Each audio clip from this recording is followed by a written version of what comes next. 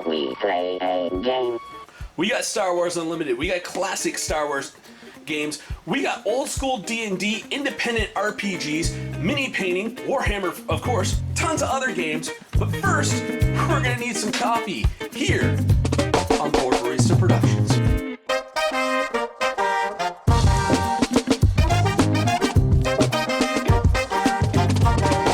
Hey everybody! No, this is not an old episode that you're tuning into for Retro Reviews. We actually got Laura back. Hey everybody! Yeah, so being a special retro review, and not just the fact that Tanya is going to go on medical leave soon.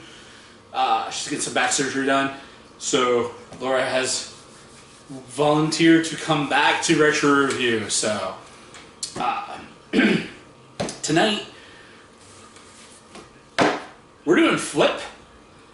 This is an RPG you've never heard before. This is not something retro. This is something brand new. This is my RPG that over the past 4 years of doing this on the YouTube channel, I decided it's time to bite the bullet and design my own game. So to talk about how to play and all that cool stuff, we have Laura. Hey everybody again. That phrase just had to come out. I know. Right that. It had to come out. Okay, so let's jump right in. So what is Flip? Alright, so FLIP stands for Freaky Loaded Hooded People. I had this idea of, building the game is all centered around there are these freaky little hooded people you keep seeing in all my favorite sci-fis. You got Orko from He-Man, who's a freaky little hooded person, basically a black void shape with just glowing eyes. And he had a hat instead of a hood. You had Jawas, you had the Dinks from Spaceballs, you had the little henchmen that worked for the tall man in the Phantasm. Anyways, there's always some short, freaky little person with a hood running around in all these movies. And I'm like, what if those are the clockwork gnomes that run the universe that you always hear about when you're listening to people talk about DMT and having visions and all that crazy kind of stuff. Speaking of freaky little people, there's Ghosty. So yeah, it's a universal role-playing game system, kind of like Rift's and the GURPS games that were all designed to be able to handle just about any setting. So I could combine all of my fictional settings for my writing and for my role-playing games, and you could actually have the ability to go from like, okay, we're in the sci-fi setting, but a UFO crashed, or we're in the fantasy setting and a UFO crashed, and we actually will figure out how to fix the ship and fly out into space, and you can interact with all the crazy aliens I created, or you can just do pure sci-fi, or you could do like modern day horror. Can you do like a sci-fi but like a unicorn walks past? Yeah. Like instead of like fantasy but there comes a spaceship, be like sci-fi but there comes like fantastical element. Oh yeah, because you can do like, it's different planets, or you can do a multiverse thing. It's basically designed to be able to handle just about any scenario you want to run. Or just like there happens to be a unicorn. It just happens to be unicorns. Mm-hmm. Maybe there's a planet that just evolved unicorns instead of horses, and that's where they come from. Which is pretty much the kind of thing of like all the fantasy monsters and stuff like that in Flip. They're actually like either creatures or aliens from different parts of the universe. So. Okay.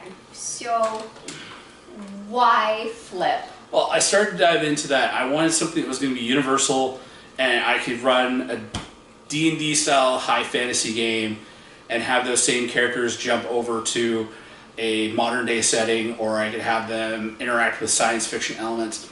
I wasn't having to go and be like, okay, this week we're playing Monster of the Week. This week we're playing Star Wars. This week we're playing D&D. This week we're playing Goblin with a Fat Ass.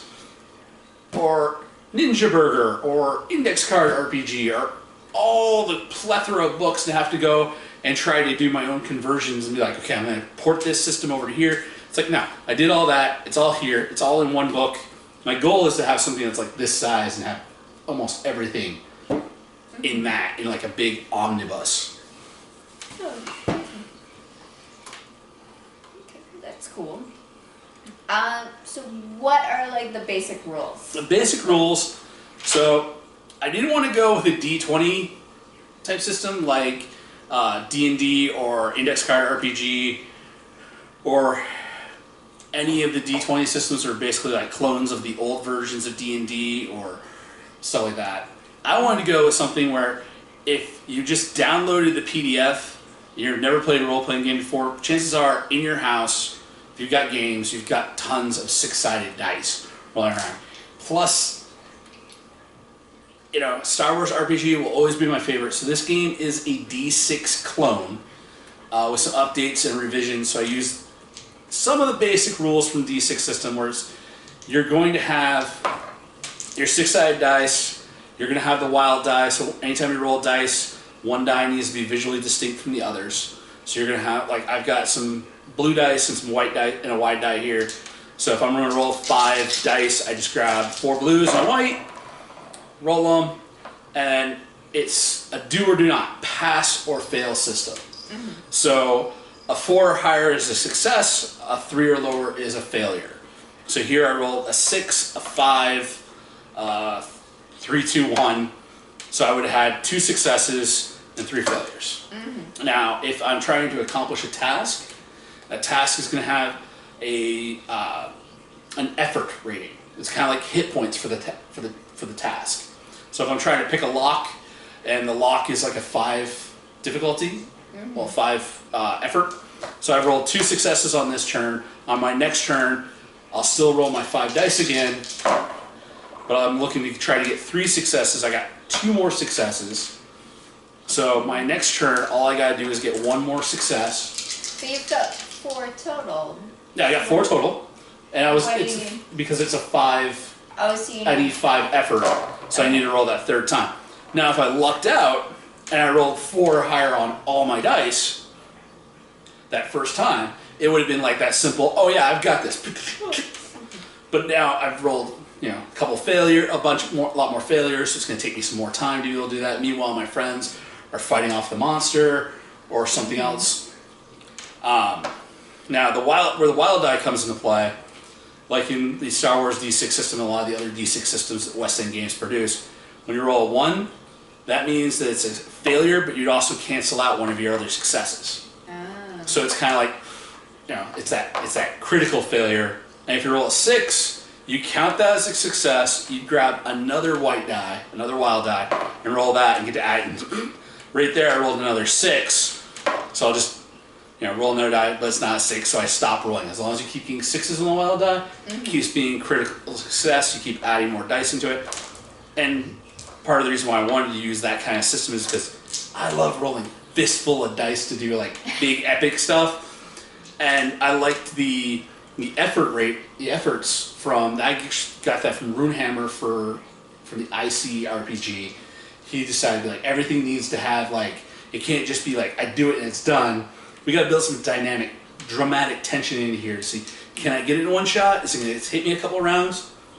But pretty much that's all you're doing is, and if you're rolling against somebody, you'll compare your dice to their dice. Mm-hmm. And you'll be like, okay, so I got a 6, but you only, on my attack, but you only got a 5 on your defense. So I get to cancel that out. I'm going to, you know, be able to damage you. Mm-hmm.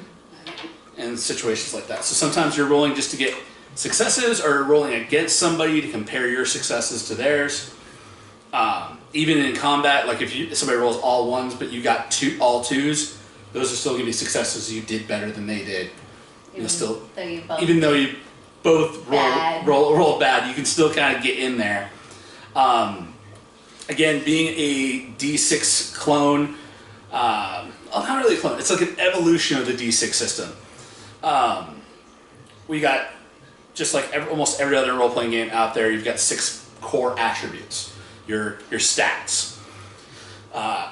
In Flip, we use strength. Across the board, it's measurement of how strong you are. Yeah. And under strength, self-explanatory. Well, and then you got dexterity, you got constitution, you got will, you got charisma, and you got perception. Mm-hmm. So each of these have 6 skills related to them. These are basically like, I want to do this. It's like, okay, roll this skill. So you'd have so many dice. You start off with 18 dice that you can break amongst your 6 stats, and then you get 6 bonus dice that you can assign to your skills. So under strength, there's 6 skills are jumping, climbing, wrestling, hitting, muscle, and yeet. So jumping, wrestling are kind of self-explanatory. Hit is how good you are at being able to actually fight in like hand-to-hand combat. Muscle is like you basically trying to like force open a door or trying to bend something, trying to exert your strength onto something to do a strength-based action. Yeet is just, I didn't want to call it hucking, so I called it yeeting. Yeeting is just being able to throw something and throw it to hit somebody. Dexterity, you got tumble, which is basically your acrobatics type stuff. Shoot, being able to shoot stuff. Dodge, being able to duck out of the way. Parry, you got your physical defense with a sword or a shield. You got fiddle, which is anytime you're trying to like manipulate something small or really work with like tools or stuff like that. So like fiddling with something, not like playing the fiddle. Right, it's your fine motor skills. But you would need fine motor skills to play Play a fiddle. So you're fiddling, your fine motor skilling, and stealth. Constitution, run, swim, pretty self-explanatory. Endurance is basically how long you can keep doing something physical. Recover is actually used for being able to heal, being able to come back and, after you've done something exerting, being able to recover. Fortitude is basically like your physical health. So if you're drinking something nasty, like a rotten tomato, you gotta make that fortitude save in order to stomach it down. I could have done the whole tomato bit with the whole skills, but I'll save that for the actual book. Shock is being able to deal with a sudden like shock to your system. So like when you're bleeding out in combat or somebody hits you with a taser and it's going to cause a massive shock to your system, you roll your shock to be able to resist that. The perception skills are look and listen, pretty self-explanatory. Remember, so that's basically because how well you're going to be able to remember something is how good you're paying attention to it. So if you just like, I'm going to roll to try to remember that thing, it's like, well, how good were you paying attention at the time it happened? Figure it out is basically using all of your past experiences and stuff that you've learned over the years to be like, okay, I'm just going to try this, try to figure out how to do this. Sense is using your senses that aren't sight or hearing, being able to like tell something by touch, taste, smell. Also kind of like when you get into the woo type stuff, sense is that sixth sense gut feeling type of skill. Yeah. Metagaming. Now, metagame is not like, oh dude, you're cheating kind of thing, but the connotation it has with like how people think about it. But it kind of actually is like being able to use like out of game information. I always feel like, somebody's like, it's a zombie. It's like, oh yeah, zombies have like this type of stuff. Roll metagaming. Like you want to try to figure out what the monster has for special abilities, you can roll. DM can be like, okay, tell me what you think it happens. It's like, okay, this, I'll tell you exactly based on your roll of like, okay, you got this right, you got this right, you got this right. Yeah. So when you're trying to like gamify stuff, I wanted to have that codified in the rules. Charisma is basically all the social skills like bluff, diplomacy. Now I've worked how diplomacy works. It's basically you can roll versus to try to influence somebody else.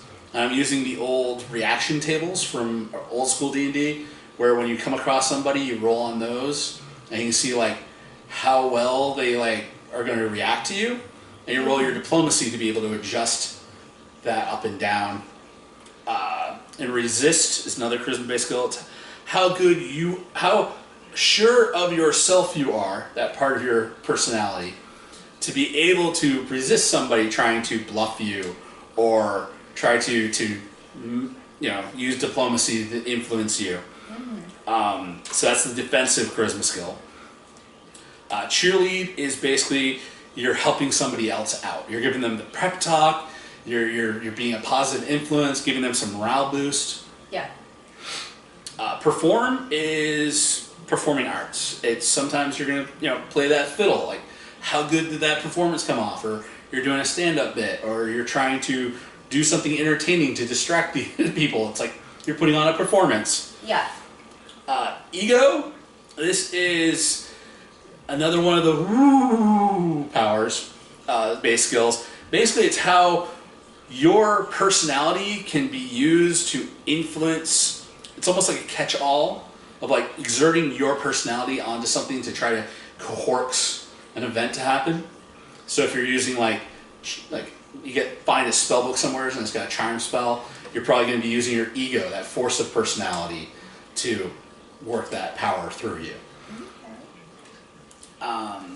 Will is basically just willpower. It's sheer mental fortitude. So anything that you have to exert your will upon is the type of skills that this is used for. Mm-hmm. So under this, we have hustle, which is basically the skill that's used primarily for making money or being able to find something that somebody's like, well, we need to find this. It's like, hang on, let me talk to my people, see who I know, find that for you. I can hustle. Concentrate is basically just anytime you got to really focus on something. Concentration. Yeah, it's concentration. Healing ends up being a willpower skill because it takes a lot of mental fortitude to actually be able to reach in and probe around in somebody's guts or stitch them up. So it's really like, okay, let's deal with that. Okay. Grit is your willpower defensive skill. That is so you can kind of just bear through it. Mm-hmm. Survival is it's like hustle, but it's more of instead of getting things, this is basically you're gonna be able to live. You know how to survive. Survival. Ki is the magical ability of basically willing your body energy, your life force into doing stuff. So it gets used a lot more with magic than it does with any of the other skills. Mm. Well, then, it's more of the magic skill. Yeah. But basically how it will work is, if you have dice assigned to those skills, you'll add those to your attribute, do a quick little math, grab your dice, and then when the DM says to roll, or you ask the DM, hey, can I try this skill to do this? They're like, oh yeah. The game really encourages people to be offer to the DM well, actually, can I use this skill instead, and this is the reason why, and go with it. Because you don't want to have to it gives players more agency to be no, my character would be more likely to use this skill in a situation than that skill. Mm-hmm. But the other things is you get a few extra bonuses based on what species you're going to play, either human, one of the aliens in the game, or you also get special abilities by taking traits. So you can have access to the woo stuff if you take a certain traits. You can get more physical abilities. So it really depends on how you want to tell your character. You get to pick 2 traits at character creation, but in order to take those 2 traits, you also have to take 2 flaws, which are areas where you're going to have a little bit of a deficit, probably a minus to trying to do certain skills, or it would be more of a role play. Whenever you're in this kind of situation, you have to make this kind of check in order to, easily distracted. You got to make a willpower check in order to, or a concentration check to stay on topic. Yeah. All right, next question. Okay.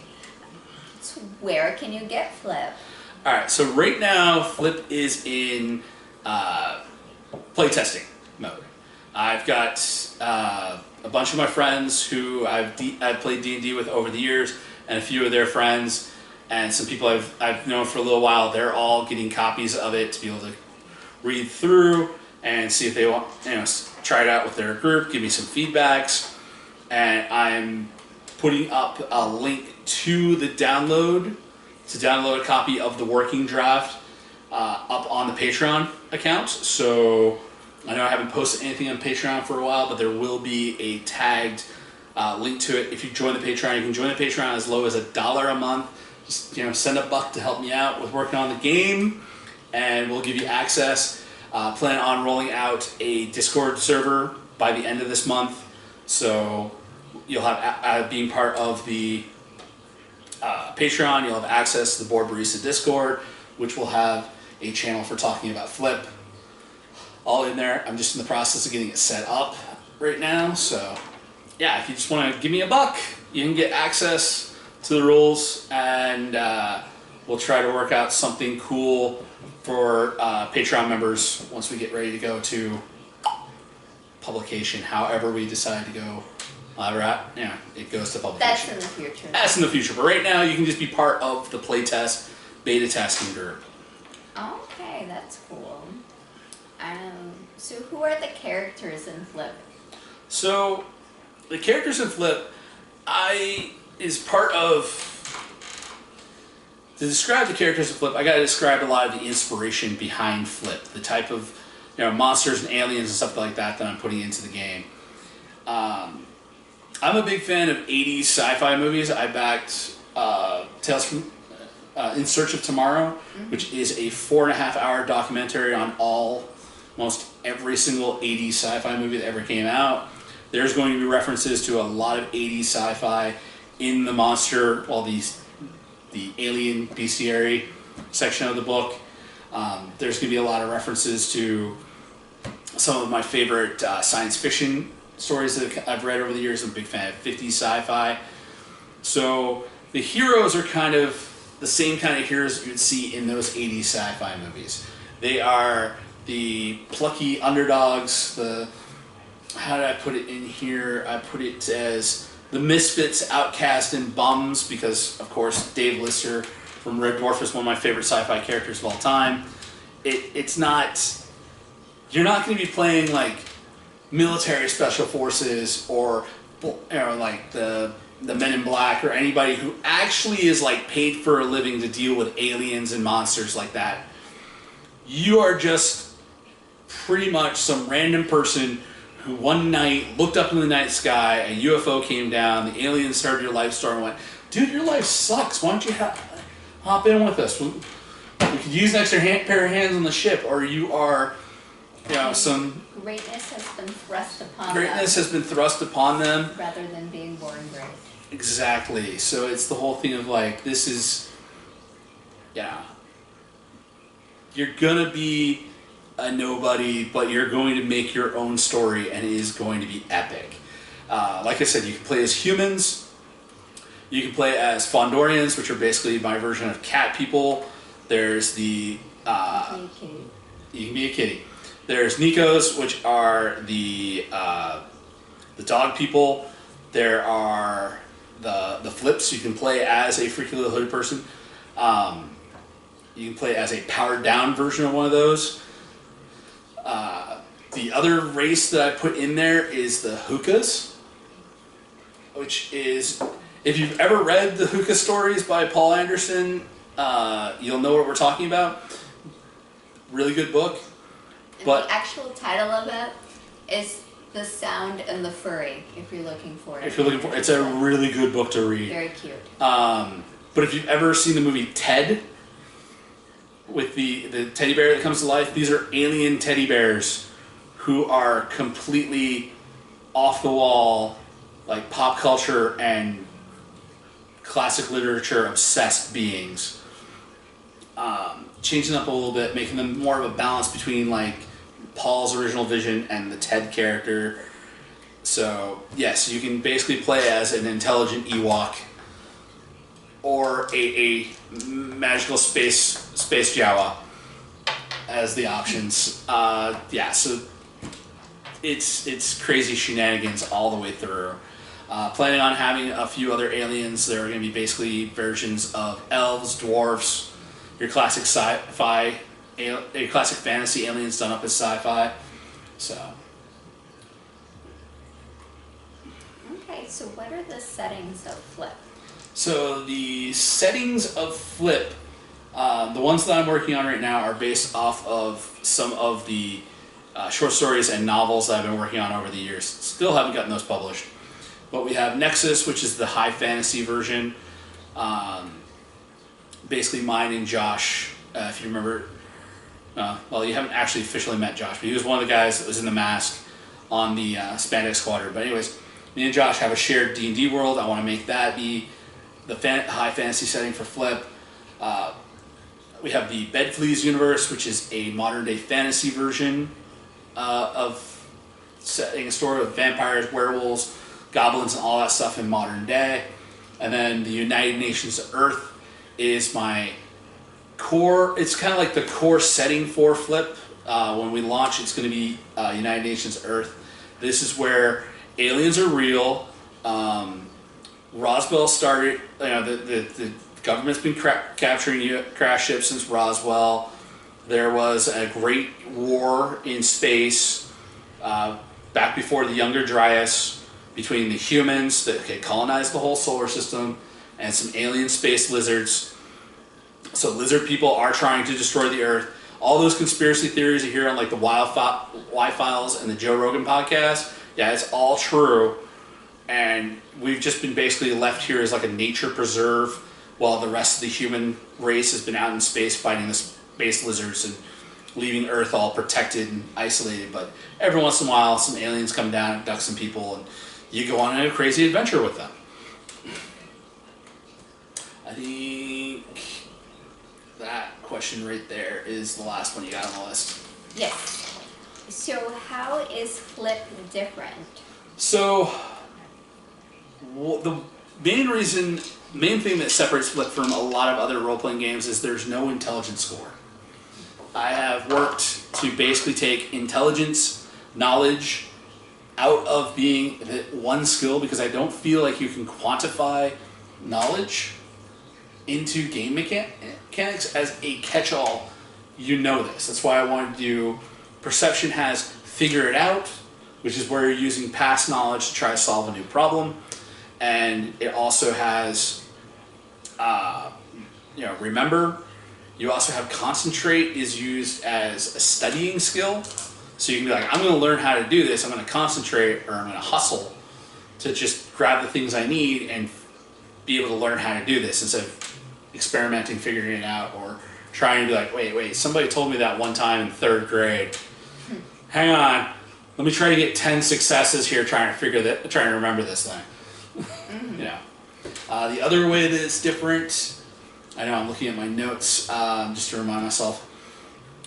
There's no classes. A lot of role-playing games have that aspect of class where you pick, do I want to be the fighter? Do I want to be the stealth guy? Do I want to be the healer? Do I want to be the medic? And you pick one thing and you stay to that one thing, and then you get experience points and you level up. Flip doesn't use a level up system where everything goes up all at the same time. Like the D6 system, it's based on, you get character points after each adventure, and you spend those character points to increase your skills or your attributes or to buy new talents. And basically you progress incrementally. It's not just like you wait forever, the DM finally gives you enough experience points or says, hey, we're hitting a milestone, everybody level up. You can get a little bit better between each adventure. And you can kind of, you can your character development. You don't have to dual class or multi-class. You just pick up what you want to pick up as you're going. You're like, oh, I didn't like how this character was developing this way. I'm going to start branching over here and do this with my character instead. Mm-hmm. And the other thing is there's not, other than just basically figuring out how many dice you have to roll, there's no like, well, I got a +1 for this and a +5 for that, and then, oh wait, I'm going to take a -4 because it's like, no, it's all roll your dice and you're not doing a bunch. There's no like old school FACO where you had to do like algebraic math to figure out armor classes. That's good. I'm not going that far back into the retro stuff to pull that stuff forward. I just want to be like... And just pass or fail. Yeah, pass or fail, grab your dice, roll them, check how many successes you got, check your wild die, and then somebody else next turn. So I want to keep it simple. I want to try to keep the core rules down to about somewhere between 28 and 60 pages. I know I've got a lot more than that in the master document at this point because there's still some formatting issues I need to do, some stuff that I really want to be like, well, this should just be like a core rules book. This stuff should all be in a settings book. So I really want it to be like, right now it's all put together and we're still working on how to get it all there, but you're getting that for that $1 a month. Yeah, but it's really like the feedback, right? It's really the feedback that you're getting, plus the $1 a month. I'm getting a $1 a month plus some feedback, and you're getting to be part of my gamer community and be part of the journey and everything by joining the Patreon. So yeah, it's pretty cool. It is pretty cool, and it's really awesome that I get to share this journey with everybody. It's been a blast doing the retro reviews.